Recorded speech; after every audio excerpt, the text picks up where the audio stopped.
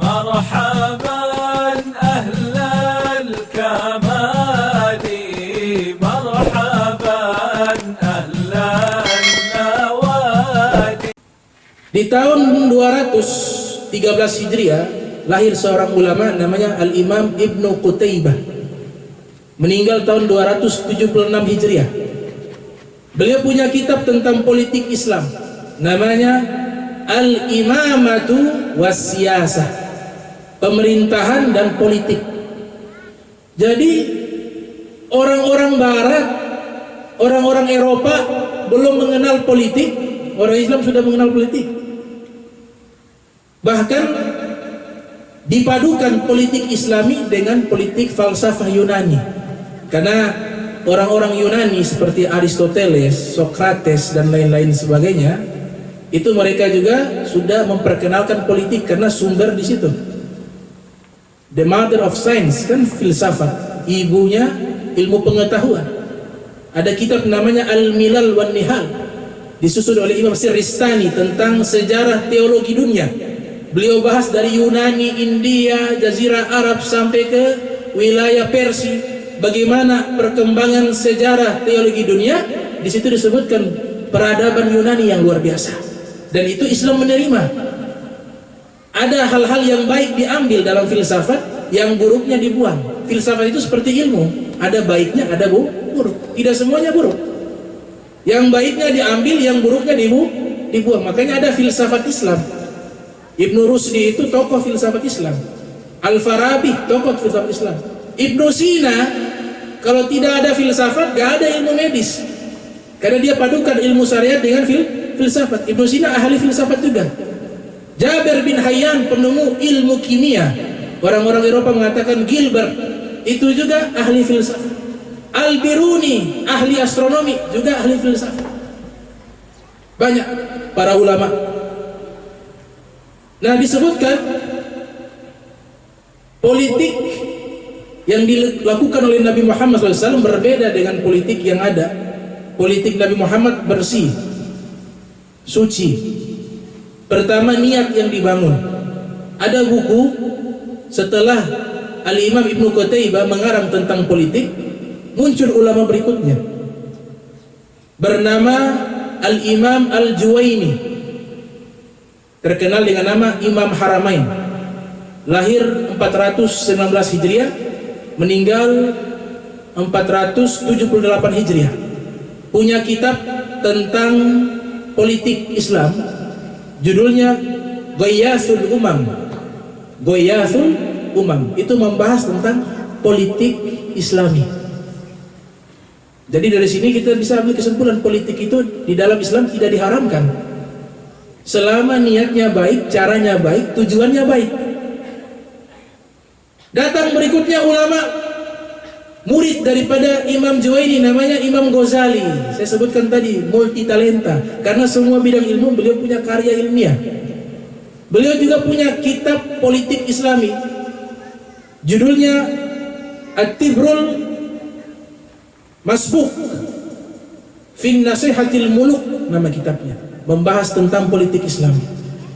Datang juga berikutnya Ibnu Taimiyah, lahir 661 Hijriah, meninggal 728 Hijriah. Punya kitab politik Islam namanya As-Siyasatu Syar'iyyah, politik syariat. Kemudian ada ulama juga namanya Al-Imam Al-Mawardi, lahir 463 Hijriah, lahir 364 Hijriah, meninggal 450 Hijriah. Punya kitab namanya Al-Ahkamu Sultaniyah, tentang politik dan tata negara.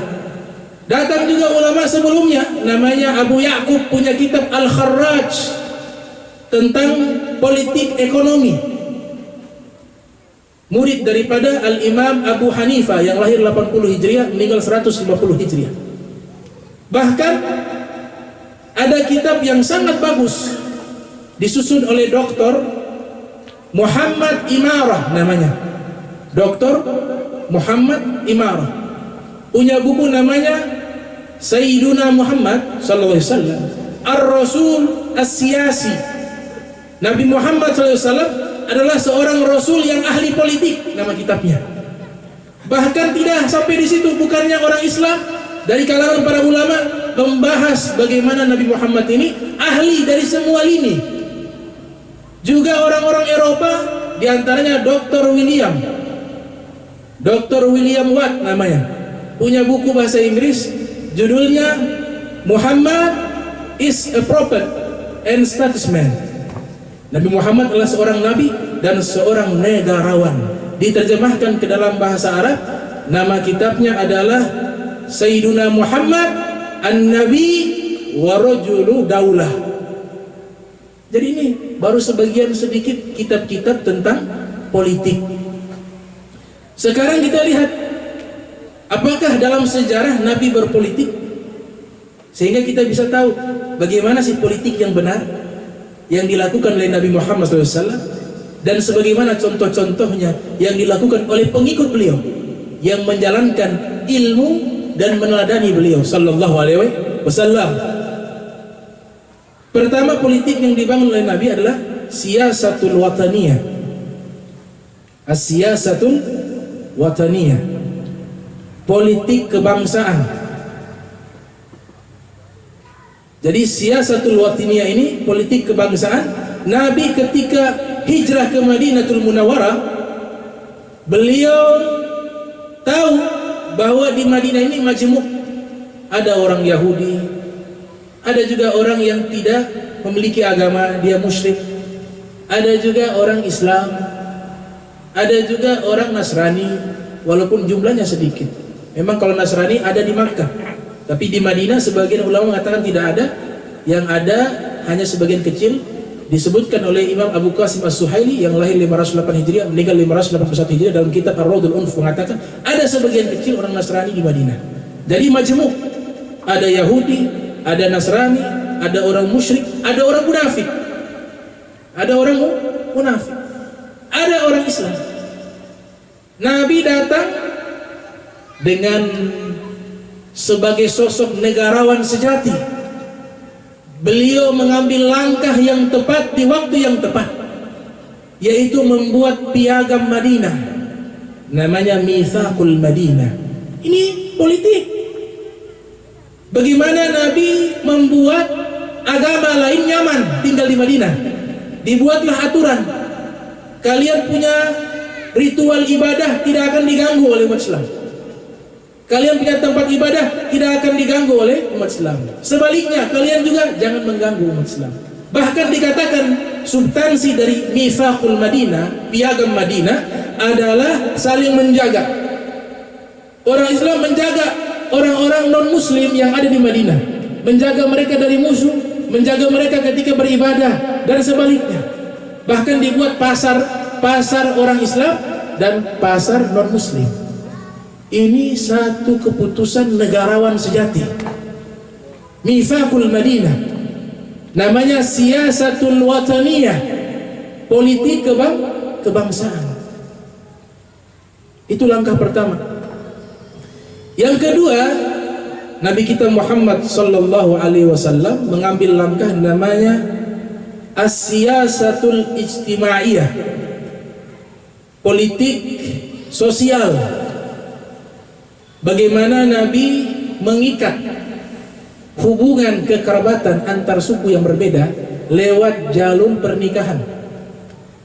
Kalau diteliti, istrinya Nabi itu dari berbagai agama ada, tapi masuk Islam setelahnya. Nabi punya istri ada orang Yahudi, Sofia. Sofia itu punya ayah tokoh orang Yahudi. Ini cerdasnya Nabi, ahli siasat, ahli politik sejati. Nikah dengan anak orang Yahudi, masuk Islam, namanya Sofia. Sehingga apa? Ketika menikah dengan seorang wanita yang bangsawan, ayahnya tokoh besar orang Yahudi, maka ketika mereka ingin menyerang Nabi Muhammad, ingin menyerang Islam, mereka berpikir, itu kita punya anak di situ ada, itu kita punya keluarga ada, apalagi dia punya ayah ini. Ini luar biasa jeniusnya Nabi Muhammad. Jadi Nabi menikah itu bukan asal menikah, ada siasat, ada politik. Sehingga dikatakan istri Nabi itu 9 di saat beliau hidup, itu punya 4 hikmah. 4 hikmah, bukan berlandasan hawa nafsu, tapi ada 4 hikmah. Ini disebutkan oleh Dr. Syekh Ali As-Sobuni dalam kitabnya Rawai'ul Bayan fi Tafsir Ayatil Ahkam. Hikmah yang pertama, hikmah ta'limiyah, hikmah pendidikan. Ini kalau dibahas ada bab khusus panjang. Yang kedua namanya hikmatul tasyri'iyah, hikmah syariat. Karena di situ ada istri dari anak angkat Zaid bin Haritha, istri dari anak angkat. Kebiasaan tradisi di masa itu di Jazirah Arab, kalau istri anak angkat punya istri, itu haram dinikahi oleh bapaknya, karena mereka menganggap anak angkat itu seperti anak biologis.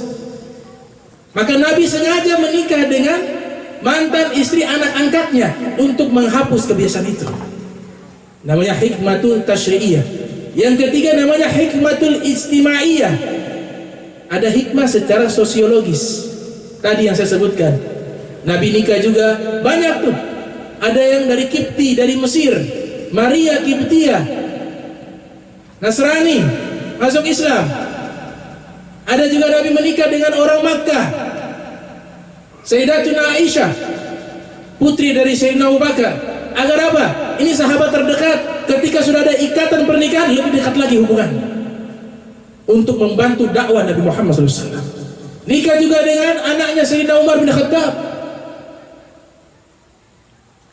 Nikah banyak dari berbagai suku, dari berbagai agama. Ini namanya as-siyasatul ijtimaiyah, politik sosiologis. Ibnu Khaldun yang lahir tahun 732 Hijriah, meninggal 808 Hijriah, dalam kitabnya Prolog Ilmu Sosiologi Mukaddimah mengatakan Nabi sudah membuat al-qanun siyasi, undang-undang politik di zaman itu. Nabi Muhammad sudah membuat undang-undang politik. Kemudian yang ketiga, politik yang Nabi laksanakan adanya as-siyasatu al-iqtisadiyah, politik ekonomi. Nabi ahli dagang, ahli dalam berdagang, sehingga ada seorang dokter di Jerman, Enmeris Kimmel, mengatakan Nabi itu he is a businessman. Beliau seorang bisnismen sejati yang pandai memanage kekayaan, memanage modal, melariskan barang dagang. Itu Nabi Muhammad SAW, ahli di semua lini, ahli di semua bidang. Maka Allah nyatakan di dalam diri Nabi sungguh terdapat teladan dari semua aspek kehidupan. Nabi membuat satu motivasi agar membangun siasat as-siyasatul iqtisadiyah, politik ekonomi. Nabi memberikan motivasi dan kata kunci yang menggerakkan jiwa umat Islam agar kuat dalam ekonomi. Pertama, hadis Nabi katakan, al-abdul qawi ahab illallah ta'ala minal abdid du'aif. Hamba yang kuat Allah lebih cinta dibanding hamba yang lemah.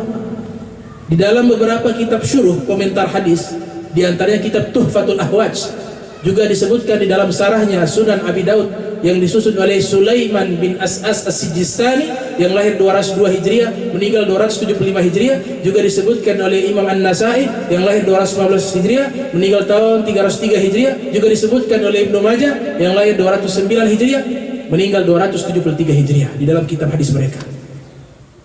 Makna kuat di sini pertama kuat intelektual,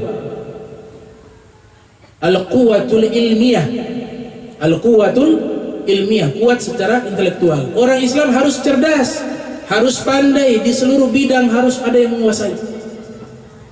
Yang kedua, al-quwatul jasadiyah, kuat secara fisik. Makanya Nabi memberikan itu waktu olahraga, latihan perang, naik kuda. Walaupun ini redaksi dari Sayyidina Umar bin Khattab, tapi sesungguhnya dalam kitab sejarah Nabi juga ikut serta. Sibaha, berenang. Alaikum birrukubil khail, hendaklah kalian melatih naik kuda. Warrimayah, panah. Warrimayah apa? Panah. Wasibaha, berenang. Ini melatih 3 substansi kecerdasan manusia. Kalau pandai mengendarai kuda, maka dia punya kreativitas. Pandai memanah, dia punya konsentrasi yang baik, dilatih bagaimana dia fokus di dalam memutuskan satu masalah, solusinya seperti apa. Berenang, melatih fisik biar kuat. Ini luar biasa Islam ini, ya, sallallahu alaihi wasallam. Nah, ini al-iqtisadiyah, as-siyasatul iqtisadiyah, politik ekonomi. Nabi SAW juga memberikan motivasi al-quwatul iqtisadiyah, orang Islam itu harus kuat secara ekonomi. Sehingga banyak sahabat-sahabat yang kaya raya diizinkan mereka berbisnis, yaitu diantaranya Sayyidina Abdurrahman bin Auf, Sayyidina Utsman bin Affan, Sayyidina Abu Bakar As-Siddiq. Ini orang-orang kaya semua, saudagar. Bahkan sampai sekarang rekening dari nama Sayyidina Utsman bin Affan masih ada di Bank Swiss, karena dia punya tanah diwakafkan berhektar-hektar dengan sumur. Di situ korma tumbuh, dibudidayakan, dikembangkan dengan atas nama Sayyidina Utsman bin Affan. Dibangun hotel-hotel dengan nama beliau juga, rekeningnya masuk dari wakafnya Sayyidina Utsman bin Affan. Kullu syai'in halikun illa wajhahu. Segala sesuatu binasa kecuali amal yang dilakukan karena Allah. Allah akan membuat eksis amal tersebut. Juga Nabi mengatakan al-yadul ulya khairun min yadi sufla. Tangan di atas lebih baik dari tangan di bawah. Artinya memberi itu lebih baik. Maka ini satu perintah, kita harus jadi orang yang banyak memberi, bukan menerima. Berarti ada perintah membangun ekonomi yang baik. Namanya as-siyasatul iqtisadiyah. Itu yang ketiga. Sebenarnya semua ada 20, cuma kan kalau disampaikan sampai subuh. Ini saya 5 saja, 5. Yang keempat namanya as-siyasatu tarbawiyah. Politik Nabi Muhammad dengan tujuan membangun pendidikan. Luar biasa Nabi Muhammad SAW. Kalau kita baca buku sejarah seperti sejarahnya Ibn Hisham, Sirah Nabawiyah Ibn Hisham, atau kitab sejarahnya Sofiur Rahman Mubarak Furi, Rohikul Makhtum, atau kitab sejarahnya Ibn Kathir yang lahir 700 Hijriah meninggal 774 Hijriah, Sirah Nabawiyah Ibn Kathir. Di sini kita dapati ketika perang Badar kan kaum muslimin menang. Banyak tawanan-tawanan dari orang-orang musyrik Quraisy, mereka menjadi tawanan perang, banyak. Di antara mereka terjadi musyawarah Nabi Muhammad dengan para sahabat, bagaimana nih kita perlakukan tawanan. Sayyidina Umar bin Khattab mengatakan dibunuh saja, karena beliau ini terkenal pemberani tegas, qulil haq walau kana murra. Ditanya, wahai Sayyidina Umar, bagaimana nih tawanan? Menurut engkau bagaimana? Di sini Nabi ajarkan juga demokrasi, musyawarah. Padahal Nabi bisa ambil keputusan sendiri, tapi Nabi mendidik kita, umat Islam itu harus menghargai pendapat orang lain. Sekelas Nabi saja yang seluruhnya dari wahyu memberikan kesempatan kepada sahabatnya untuk mengungkapkan ide, gagasan. Luar biasa sallallahu alaihi wasallam. Nabi tanya, ya Sayyidina Umar, ini tawanan bagaimana? Sayyidina Umar jawabnya singkat namun padat. Bantai saja semua, dibunuh saja semua. Karena kalau dipelihara, uang keluar, ngasih makan, udah dibunuh aja, selesai. Nabi menerima itu, tidak menolak. Tapi Nabi berikan kesempatan lagi kepada yang lainnya. Wahai Sayyidina Abu Bakar, bagaimana menurutmu ini tawanan? Kata Sayyidina Abu Bakar, jangan dibunuh ya Rasulullah. Kita butuh modal, butuh uang untuk membangun militer kita, untuk membangun ekonomi kita. Maka yang orang-orang kaya di mereka ini suruh tebus, keluarganya tebus dengan harga sekian. Kalau ditebus dibebaskan. Kemudian Nabi mengatakan, tapi yang miskin bagaimana? Kasihan. Yang miskin, Nabi peduli sama yang miskin, gak bisa bayar bagaimana? Maka Sayyidina Abu Bakar terdiam. Nabi menunggu wahyu. Nabi diam, semua diam. Ketika wahyu itu turun, ternyata Nabi memegang pendapatnya Sayyidina Abu Bakar Siddiq. Kemudian Nabi tambahkan, kalau yang miskin gak bisa bayar, begini saja tebusannya, mengajar kepada 10 orang anak baca tulis. Satu orang mengajar 10 orang anak. Kalau 10 orang anak ini sudah bisa baca, sudah bisa tulis, dia bebas. Ini namanya siyasatul tarbiyah atau siyasatul ilmiah, politik membangun pendidikan. Sallallahu alaihi wasallam. Sudah berapa itu? 4. Yang terakhir, yang kelima. Ini siasat luar biasa, namanya siyasatul dauliyah. As-siyasatu dauliyah, politik internasional. Nabi sudah lakukan itu, politik internasional. Diplomasi, korespondensi, murasalatu diplomiyah, bahasa Arabnya, korespondensi diplomasi. Jadi pada waktu itu, saudara-saudara sekalian, di dunia ini ada peradaban besar dikuasai oleh 2 kerajaan besar di zaman dulu. Yang satu Romawi, yang satu Persia. Ini peradaban yang sangat maju di zaman itu, kerajaan yang paling besar di zaman itu. Ada juga cabang-cabangnya, ada di Mesir, ada juga di Najasyi. Ya, ini semua raja-raja Nabi ajak diplomasi, kirim surat. Suruh kirim surat. Pertama kirim surat kepada Raja Herakl yang ada di Romawi. Waktu itu kebetulan ada di Baitul Maqdis. Yang membawa surat namanya Dihya Al-Kalbi, sahabat bernama Dihya Al-Kalbi. Dibawa surat diplomasi, di dalam surat itu isinya diserahkan kepada Raja Herakl. Kemudian Raja Herakl menerima surat tersebut, karena berbahasa Arab diserahkan kepada mutarjim, sang penterjemah membaca dan menerjemahkan.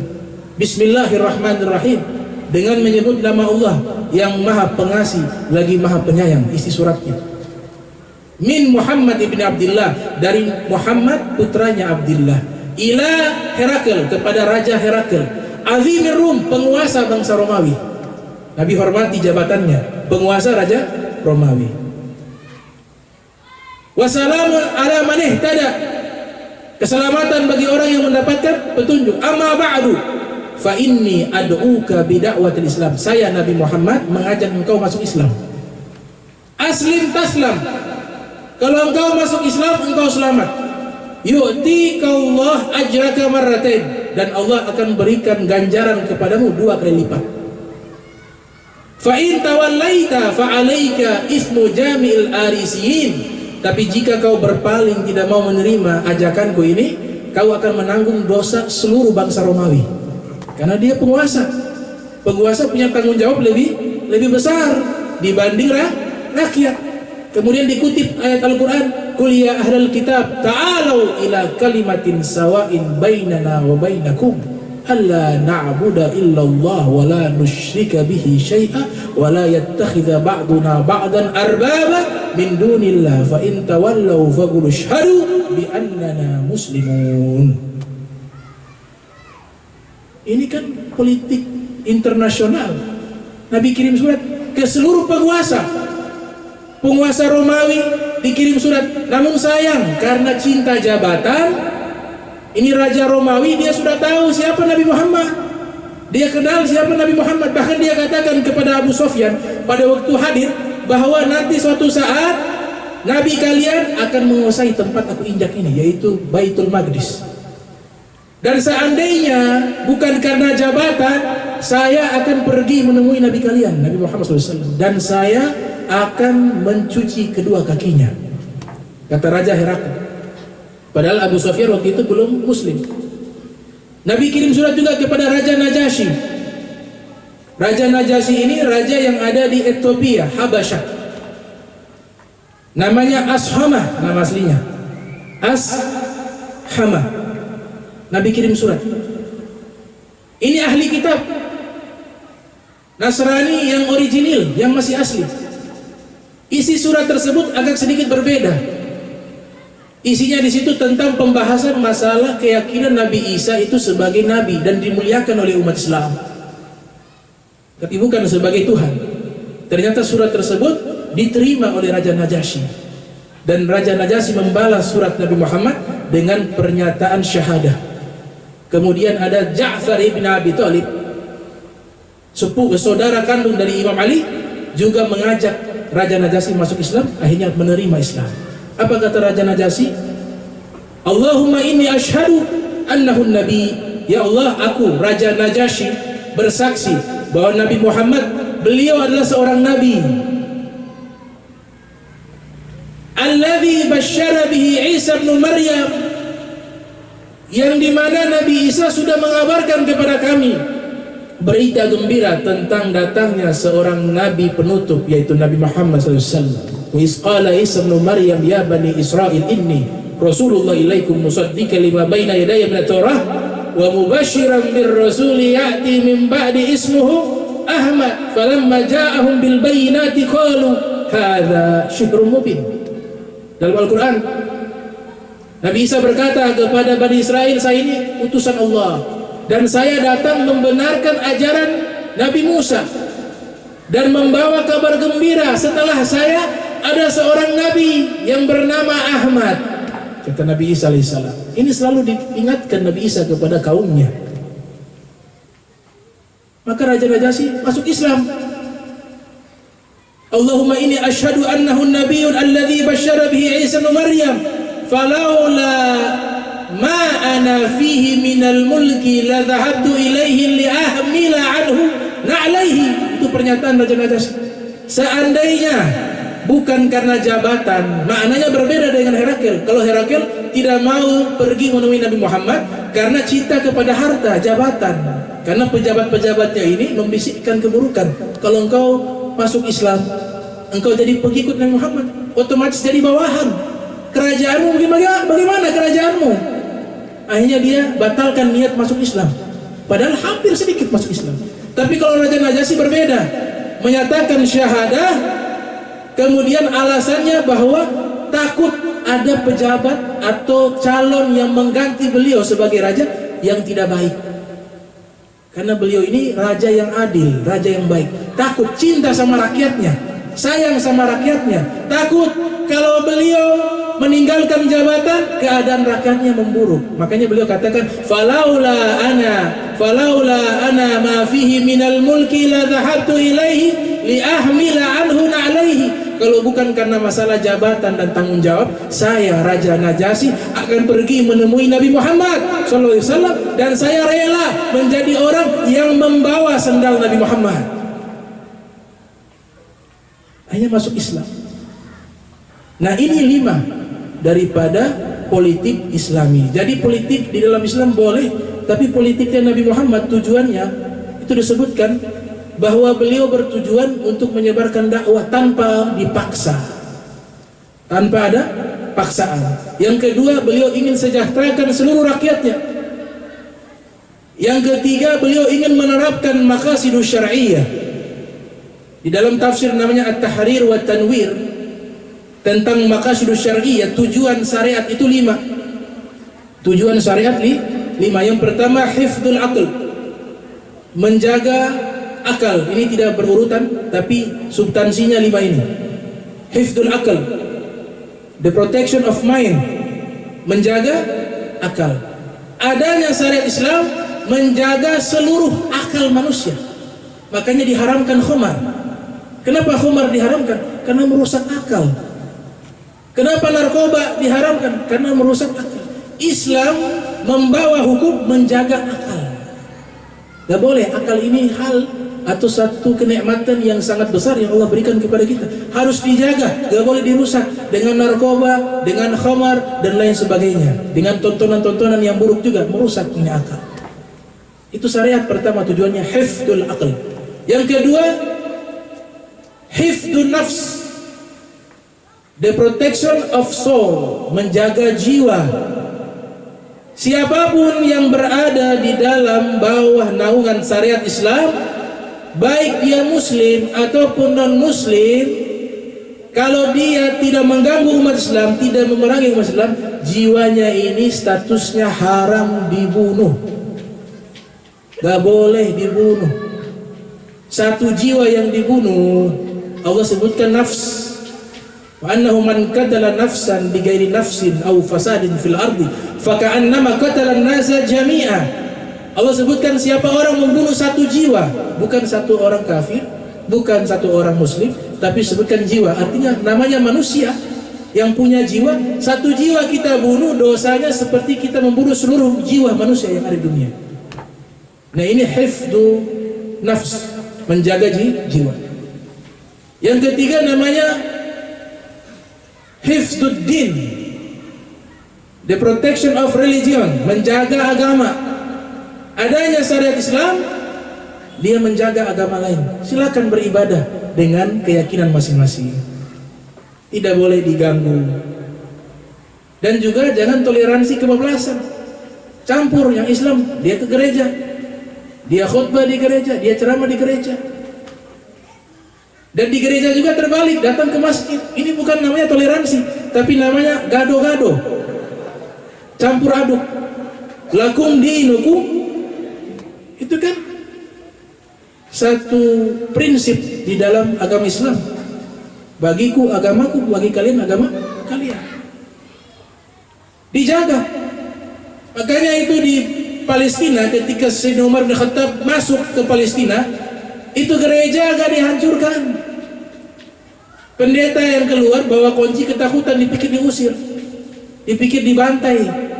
Kata Sayyidina Umar, silakan, itu gereja tetap kalian lakukan ibadah kalian. Lakukan ibadah kalian. Pada waktu itu memang ada riwayat, ada sebagian sahabat sholat dalam gereja. Sholat dalam gereja. Para ulama fikih mengatakan hukumnya makruh, tapi harus tahu pada waktu itu tidak ada masjid. Kan itu semua kan dirubah jadi gereja. Sayyidina Umar orang pertama yang membebaskan Baitul Maqdis. Orang pertama dalam sejarah Islam yang membebaskan Baitul Maqdis. Artinya sebelumnya tempat tersebut adalah milik Nasrani. Tidak ada masjid, adanya gereja, sehingga mau sholat bingung di mana tempat. Ya, akhirnya masuk ke dalam gereja sholat.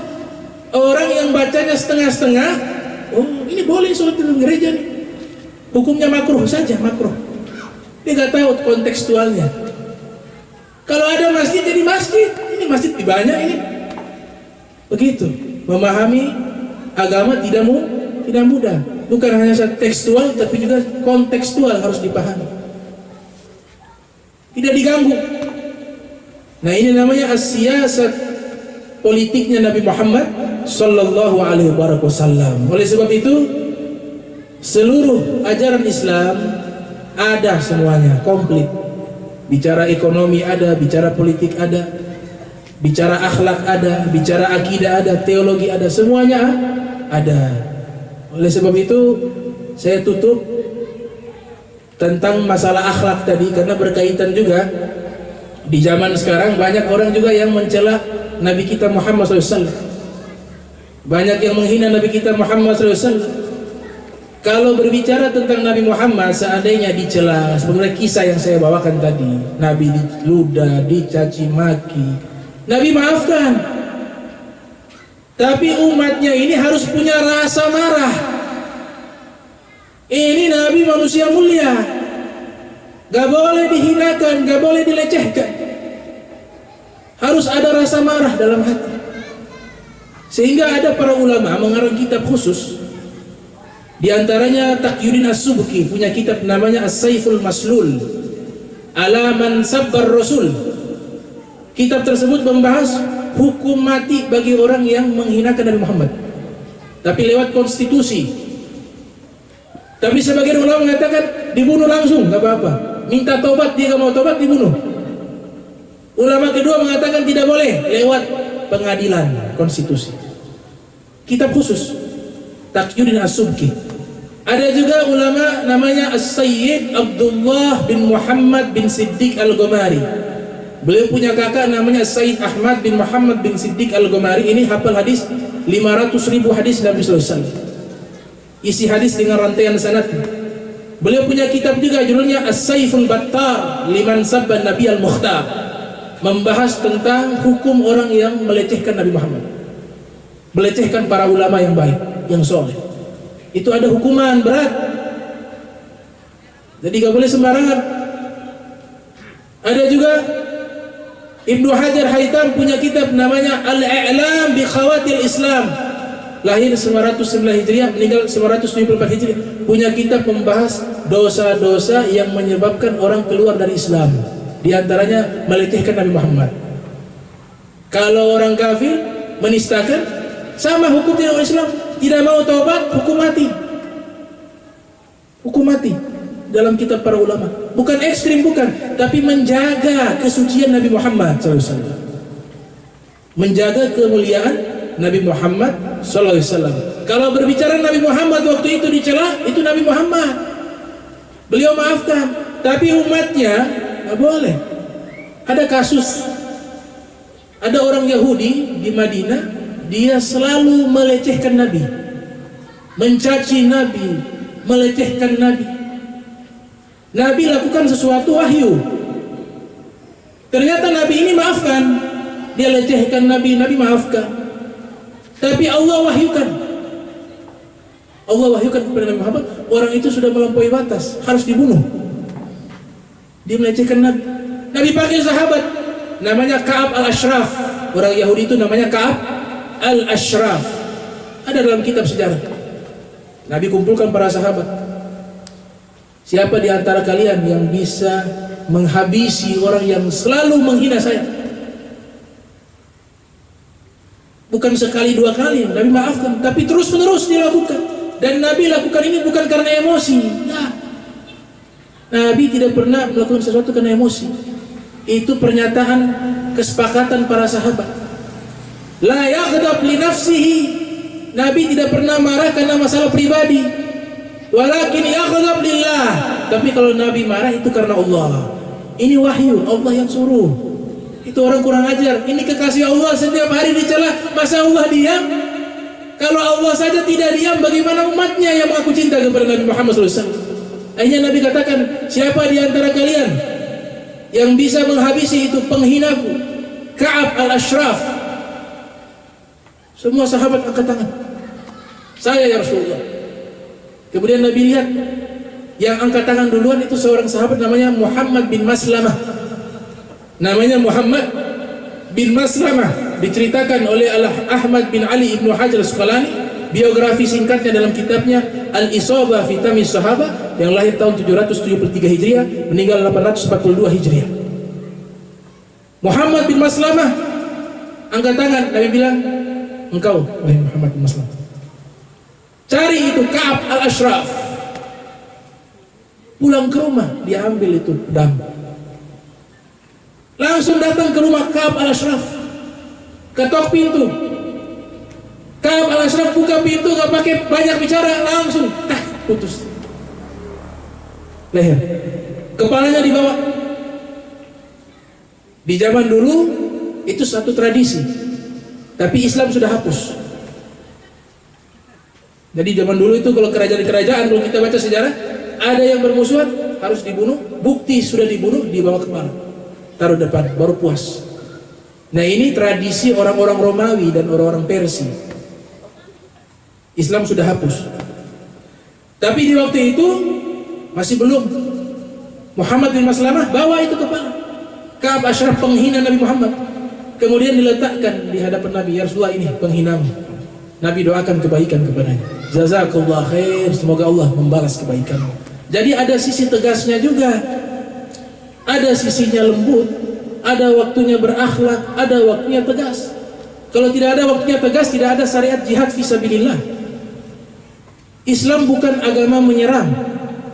Islam bukan agama menyerang, bukan agama zolim, tapi Islam juga bukan agama cemeng. Islam agama yang mengajarkan keberanian. Orang yang gak berani, tidak punya rasa keberanian, maka tidak sempurna keimanannya.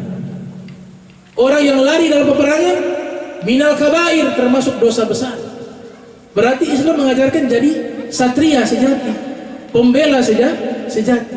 Ini Ini secara global tentang ajaran Islam. Ya mudah-mudahan apa yang saya sampaikan ini bisa bermanfaat khususnya bagi saya dan umumnya kepada seluruh jamaah. Mudah-mudahan kita meneladani seluruh daripada ajaran Nabi Muhammad SAW, dari akhlak beliau, dari seluruhnya ibadahnya, dan mudah-mudahan kita dikumpulkan bersama Nabi kita Muhammad SAW di akhirat nanti, dikumpulkan bersama beliau, masuk ke dalam surga bersama beliau, mendapatkan syafaat beliau. Mudah-mudahan Allah Ta'ala ampunkan dosa kita zahiran wa batinan. Mudah-mudahan kita dikumpulkan bersama para kekasih Allah di surganya Allah Subhanahu wa Ta'ala. Bismillahirrahmanirrahim. Alhamdulillahirabbil alamin. Allahumma shalli wa sallim ala sayyidina Muhammadin wa ala ali sayyidina Muhammad. Allahumma shalli wa sallim ala nuril anwar wa sayyidil asrar wa triyakil aghyar wa miftahi babil yasar sayyidina Muhammadil Mukhtar wa ala ali athhar wa ashabil akhyar arina amillah wa afdalih. Allahumma salli wa sallim ala sayyidina Muhammadin tibil qulub wa dawaiha wa afiyat abdani wa shifaiha wa nuril absari wa diyaiha wa kuti ansari wa ruwahi wa gidaiha wa ala alihi wa sahbihi ajma'in.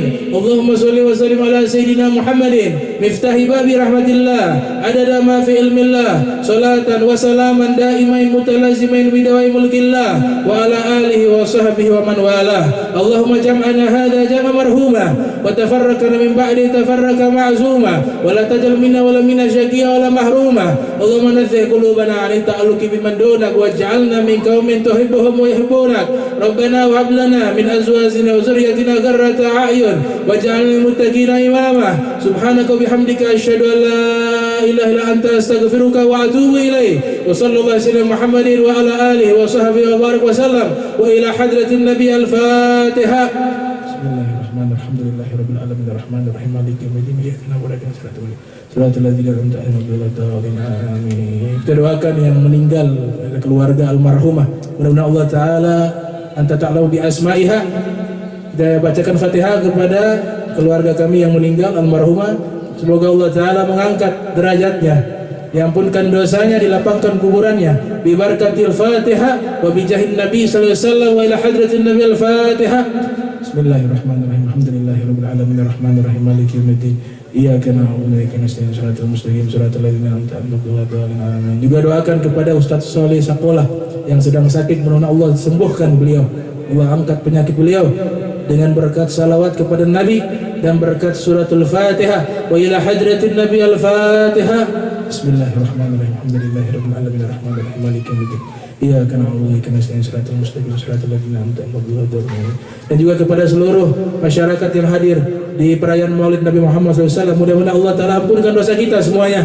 Allah angkat derajat kita, Allah kumpulkan kita bersama Nabi Muhammad SAW, mendapatkan syafaat beliau, dimasukkan ke dalam surga bighairi hisab. Amin ya rabbal alamin. Bijahin Nabi wa alin Nabi al-Fatihah. Bismillahirrahmanirrahim. Alhamdulillahirabbil alamin arrahmanirrahim maliki yaumiddin. Iyyaka na'budu wa iyyaka nasta'in. Shiratal mustaqim shiratal ladzina an'amta 'alaihim maghdubi 'alaihim waladdallin. Amin. Wa lafu minkum. Wassalamu alaikum warahmatullahi wabarakatuh.